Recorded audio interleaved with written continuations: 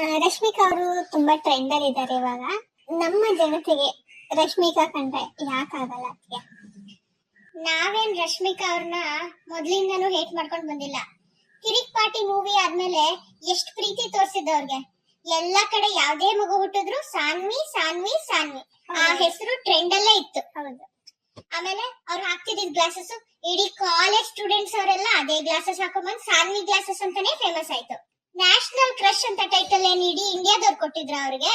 ನಾವ್ ಕನ್ನಡಿಗರೇ ತಾನೇ ಕೊಟ್ಟಿದ್ದು. ತಲೆ ಮೇಲೆ ಇಟ್ಕೊಂಡ್ ಮೆರ್ಸಿದೀವಿ ಅವ್ರನ್ನ.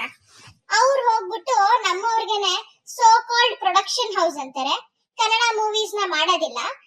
ನೀವ್ ಯಾವ ಊರು ಅಂತ ಕೇಳಿದ್ರೆ ಬೇರೆ ಊರ್ ಹೆಸರು ಹೇಳ್ತಾರೆ. ನಮ್ಗೆ ಅಂತಿಕ ಊರಿ ಅಲ್ವಾ ಅವಾಗ. ಮತ್ತೆ ಇಲ್ಲಿದ್ದಾಗ ನಾರ್ಮಲ್ ಆಗೇ ಬಿಹೇವ್ ಮಾಡ್ತಿದ್ರು. ಬೇರೆ ಊರಿಗೆ ಹೋಗಿ ಸ್ಟೇಜ್ ಮೇಲೆಲ್ಲ ಓವರ್ ಆಕ್ಟಿಂಗ್ ಆಡೋದು ಆ ತರ ಎಲ್ಲ ಮಾಡಿದ್ರೆ ನಮ್ಗೇನ್ ಇರಿಟೇಟ್ ಆಗಲ್ವಾ? ಆಮೇಲೆ ಹತ್ತಿದ ಏಣಿನೇ ಓದಿದ್ದಾರೆ.